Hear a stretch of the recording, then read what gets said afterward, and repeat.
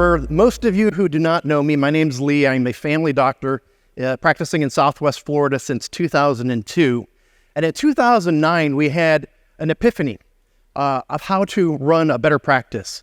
And in 2009, we started building a business model. And in 2010, my partner, Dr. Bill Crouch, and I threw a hand grenade into a fully developed and mature and fully functioning insurance-based primary care practice and started something brand new and developed in 2010 what turned out in hindsight to be one of the country's early direct primary care practices. So in 2011, I was invited to give a presentation to the board of the Florida Medical Association to talk to them about what it was that I was doing within their state. And I'm sharing with them a story about a patient of mine that comes in that had basal cell cancer on his arm.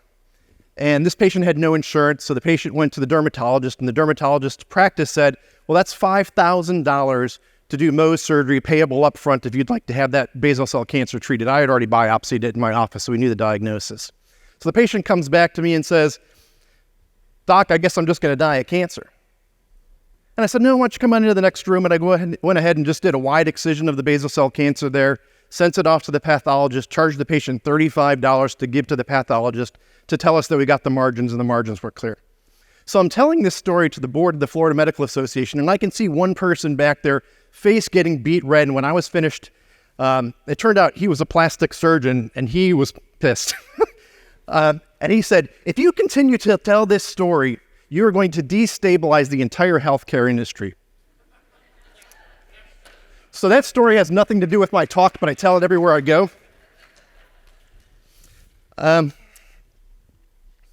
So it's been a decade since I first took this stage here, and it's a privilege to be back here again.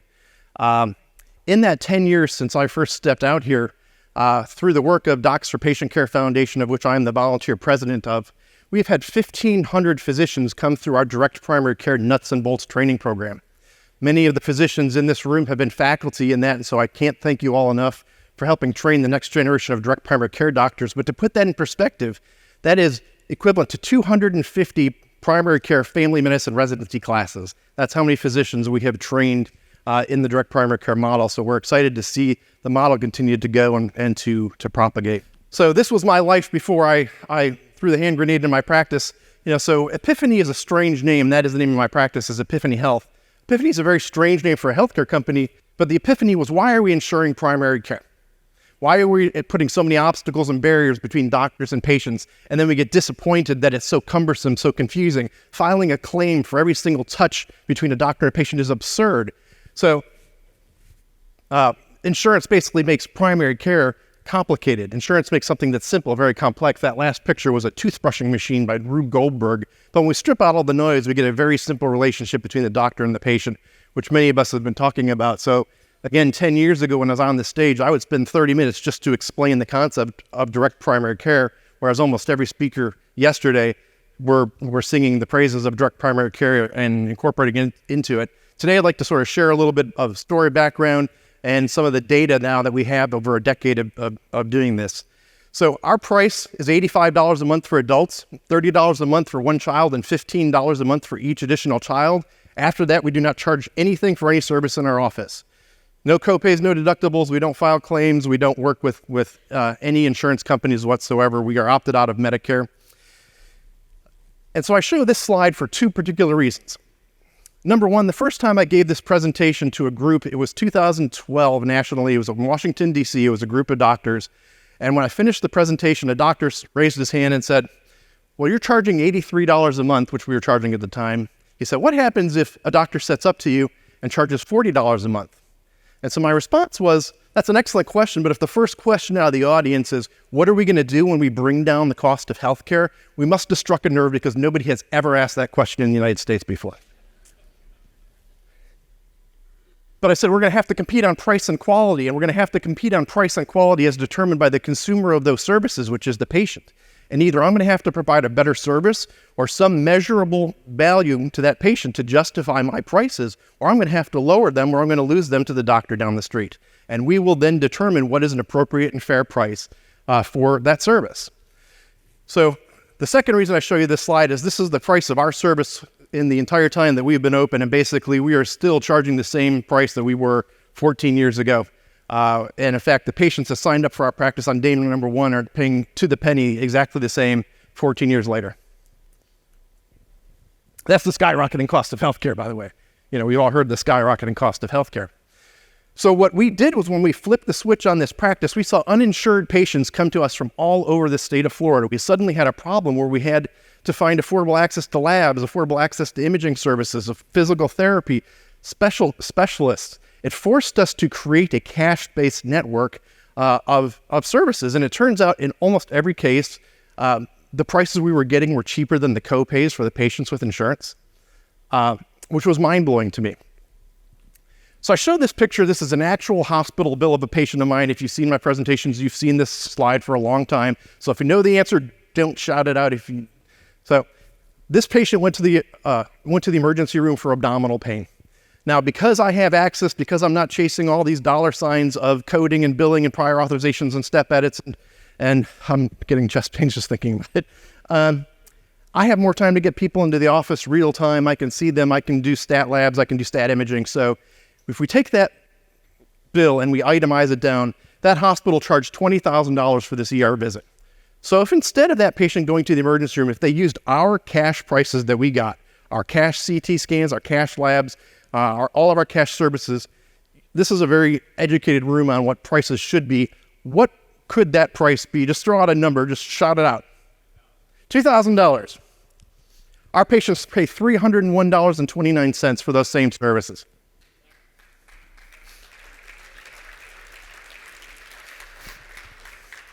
So this is not pie in the sky. These are actual prices. This is what our patients actually pay.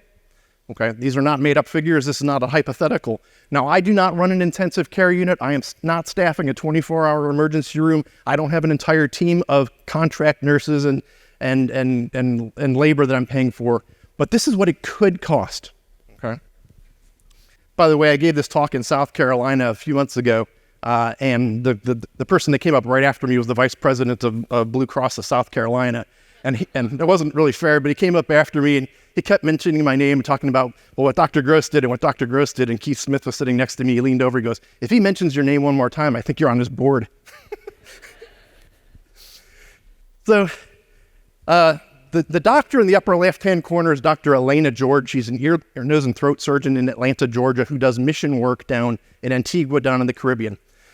And she went down there and she diagnosed a patient with thyroid cancer. This patient had no health insurance. And so when you're in the Caribbean, you get your health care done in San Juan. San Juan quoted a thyroidectomy of $100,000 for this patient. So Elena contacted Keith Smith, and Keith said, well, yeah, we can do the thyroid surgery, but this patient's going to need at least 6 months of medical management. They're going to need a workup. They're going to need staging. They're going to need blood work. They're going to need medicines, at least 6 months of medical management. He picked up the phone, called me and said, hey, Lee, Florida's a hell of a lot closer to Caribbean than Oklahoma City. You want to co-manage this patient? And we did. Patient flew to Florida. We did the workup. We did the imaging. We did everything coordinated with Surgery Center of Oklahoma. Patient flew to Oklahoma City, had stellar care, had a wonderful thyroidectomy surgery, flew back to Florida. We did all the postoperative management, 6 months of care, and the total cost for that entire thing was $10,000. So at $100,000, the story is I'm going to die of thyroid cancer. At $10,000, it's why am I buying insurance to cover this once-in-a-lifetime event that could be covered through a bake sale, borrowing money from friends. It makes you question the viability of some other non-insurance-based products when your once-in-a-lifetime catastrophic event can be managed for. People laugh at me when I say the catastrophic events aren't always as catastrophic as you feel, and sometimes the insurance is the catastrophe, right? So fast forward now, Keith Smith is invited to Florida by the governor's office of Florida. They're holding a commission on hospital and healthcare costs, and Keith flies in and he's testifying before the commission. And he said, I really appreciate you inviting me to Florida from Oklahoma City, but there's this guy up the road, and of course he mentions me by name, and of course the governor's office, which happened to be Rick Scott at the time, sent his team and invited me to testify. And the person listening to that testimony happened to be the CEO of one DeSoto Memorial Hospital, which you see down there at the bottom. DeSoto Memorial Hospital is a 49-bed rural hospital in the second poorest county in the state of Florida. not a big hospital, not a very wealthy population by any stretch of the imagination, but he listened to that and he said, he called me up out of the blue. I'd never met him before. My main office is an hour from this hospital. And he said, Dr. Gross, we would love to work with you, kind of like Oklahoma Surgery. We'd love to give you some bundled prices. Let's see if we can work together on your uninsured patients. And we sat down and we crafted surgical bundles and essentially started a medical tourism program in the state of Florida. You know, there are some things that can't be done in an ambulatory surgery center that need to be done in a hospital. It was nice that we had that option. So if you are very savvy, you're a self-pay patient in the United States, you could go down to an HCA hospital. They're going to charge you about $120,000 to $150,000 for your knee replacement surgery. If you're really good, you might be able to negotiate that down to between $45,000 to $70,000 if you're really good. You could do medical tourism and fly to Singapore for $18,000 to $22,500, or you could fly to Florida and have this done at DeSoto Memorial Hospital for $18,550, including the inpatient rehab stay. So again, we built an entire cash network. We've worked on how to deal with some catastrophic stuff for affordable things. And the question was, can't we build a health plan around this? I've certainly heard Jay Kempton tell his story enough. I tried to convince Jay to come to Florida at the time. He was not interested in coming to Florida at the time. And so I was talking with the CEO of the hospital about their health plan. The hospital was self-insured. They were already a self-insured health plan, but they were self-insured with a commercial TPA, commercial third-party administrator, to administer their claims. And I convinced them to entertain Carl Schuessler to come on down and make that presentation. So the picture on the left is Carl Schuessler. He's a benefits advisor from Atlanta, Georgia. And a couple notable things on this picture. First of all, the picture on the left, Carl is not wearing pink pants. This will be the only photo you will not see Carl wearing pink pants. And I can say that because he's not here to defend himself. And on the right-hand side is the cost of an employee health plan that we built around direct primary care. And it's very, very blurry, but that top line, what you're going to see is the employee's contribution for that plan is $40 per pay period or $80 a month. And that includes the direct primary care membership. That's the employee's contribution. And that was when we launched in 2019. That price has not changed today, to the penny, exactly the same. We have not raised prices in 5 years to the employees of this hospital. And they built that plan around us. So why would I break free from insurance and then start taking and contracting with a 200 and some employee health plan? Because they built it around us. And the prior authorization requirements were Dr. Gross recommended it. What's the prior authorization for an MRI? Dr. Gross said he needed an MRI. What's the prior authorization for a referral? Dr. Gross said they needed a referral. That was the process. They eliminated everything. Well, what podiatrists do you like? What cardiologists do you like? Fine, we'll build them into the plan. They're automatically approved. If you refer them, it's automatically built into the plan. We don't have to pick up a phone. We don't have to fight. We don't have to do anything. So that's why we do that. So fast forward, and now here's our data thing. So what we have is we have two data options for this plan. We have before we got into there, so self-insured, 2018 and before, and then self-insured through an independent third-party administrator, and then they have within that plan free choice to choose direct primary care or not direct primary care. We gave them options. If they chose the direct primary care side, they gave them an incentive by reducing their premiums by 20%. We wanted to make it easy for them to make the right decisions. And by the way, if I referred them anywhere, anything that was done in the hospital was free to them. Any surgeries, any imaging services, any laboratory services, anything done in the hospital was completely free. So no co-pays for primary care, no pays for services that were referred out of our office to the hospital. And just in 2021 alone, like I said, we launched in 2019, 2021 alone, between the direct primary care and the not direct primary care side, we saw actually a 46% improvement in the direct primary care side for the amount that was paid by the plan itself. So that's kind of comparing standard fee for service versus this. But if you actually compare the whole plan itself for the DPC side and the non-DPC side, they both outperformed the national benchmarks for a PPO for a group this size. The DPC blew them away at 60%, but the national benchmarks beat by 27% on the non-DPC side. So the plan itself outperformed, but the DPC sort of stole the show. So if you look here at that top line, the amount paid by the plan, this is a 3-year average now. So anybody can have one good year, cherry pick one good year. Now we're looking at a 3-year average from the time we started the first 3 years, and we'd saved almost 40% on the direct primary care side. So 40% savings for DPC versus non-DPC. The total out-of-pocket saved by the patients were 30%. Now, I said I have more time. I sort of showed you that pretty little slide of cool $300 thing. I can prevent the ER visits, but can I put my money where my mouth is, and can I really show a reduction in emergency room visits? We had a 40% reduction in ER visits on the direct primary care side compared to the non. I said I have more time. I can manage more stuff in-house. I don't send this patient to the dermatologist, right? So I should be able to show that in downstream savings of specialist spend, 30% cheaper on the specialist spend on the direct primary care side. Now you'd say, yeah, but you pre-funded the primary care. That's cheating. You got your thumb on the scale, right?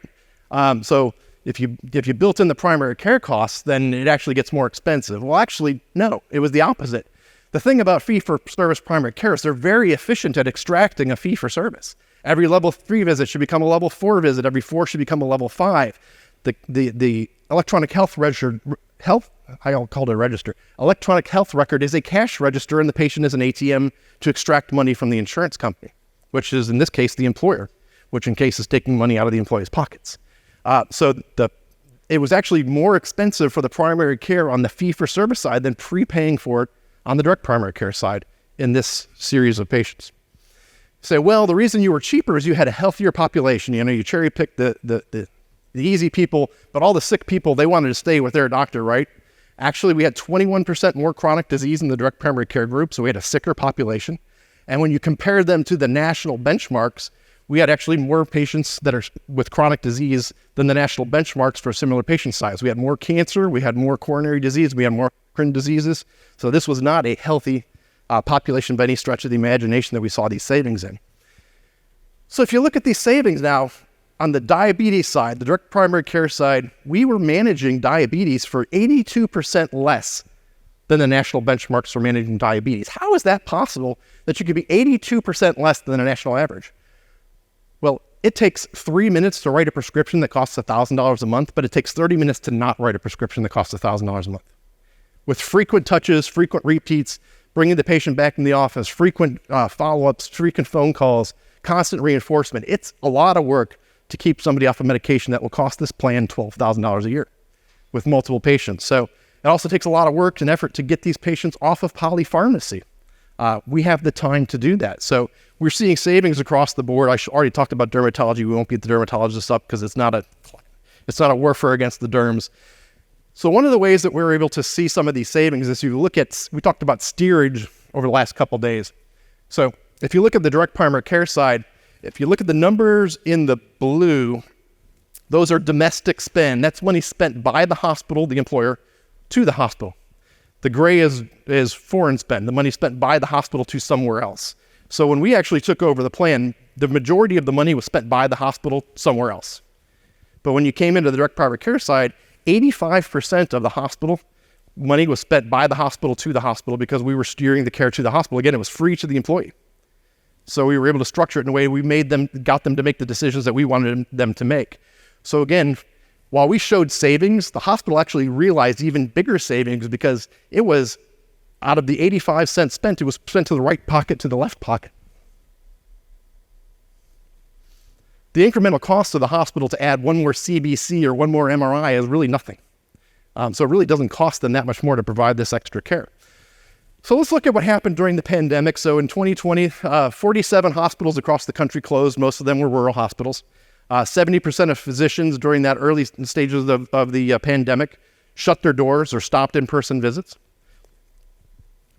But at DeSoto Memorial Hospital, we had a 28% year-over-year growth. So every time they had an open enrollment, we were seeing 28% more people signing up for the direct primary care. So our practice was growing while the other practices were shrinking and cutting off service.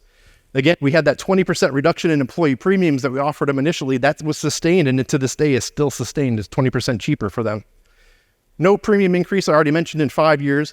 And in year number 2, the stop-loss carrier, our claims history was so low that the stop-loss had to lower our premiums in year number 2. It allowed us, because we were doing so well and recruited so many folks from this plan, that we were able to bring in and recruit a full-time physician to take over to this DeSoto Memorial Hospital location. So we brought in Dr. Tiffany Hubman as an associate physician. My partner, Dr. Crouch, and I handed it off to her, and we went back to our main location in Northport, and she now manages, to this day, our DeSoto Memorial Hospital location, and she's an absolute treasure to our practice. The hospital also used those savings that we acquired, which I'm going to talk about, to hire the first full-time general surgeon in the history of the county. So reinvesting the resources and savings back into the community to provide services for the community. So Hurricane Ian hit, direct hit, and the entire community was cut off by floodwaters. What did we do? We contacted all of our patients, if we could, by cell phone. We emailed every single patient. Whoever we couldn't email, we reached by social media. And we made sure that everyone that had anything they needed or didn't have anything needed was able to reach out to us. So we provided immediately, just switched to telemedicine and online services from in-person services. And this is me and Dr. Bill Crouch at our main location in Northport after Hurricane Ian. So my home had $150,000 in damages. My business had $250,000 in damages. We had no electricity for 2 weeks.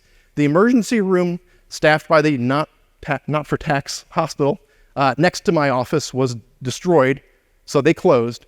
And how many days was our office closed? None. We opened up the next day. We opened up on our porch, in our parking lot. We took every comer. We did not require them to be patients of ours. We did sutures in our parking lot. We did nebulizers off of car batteries. We treated infants. We treated all comers. And we became the emergency room for the first 72 hours until the national help could arrive in our community.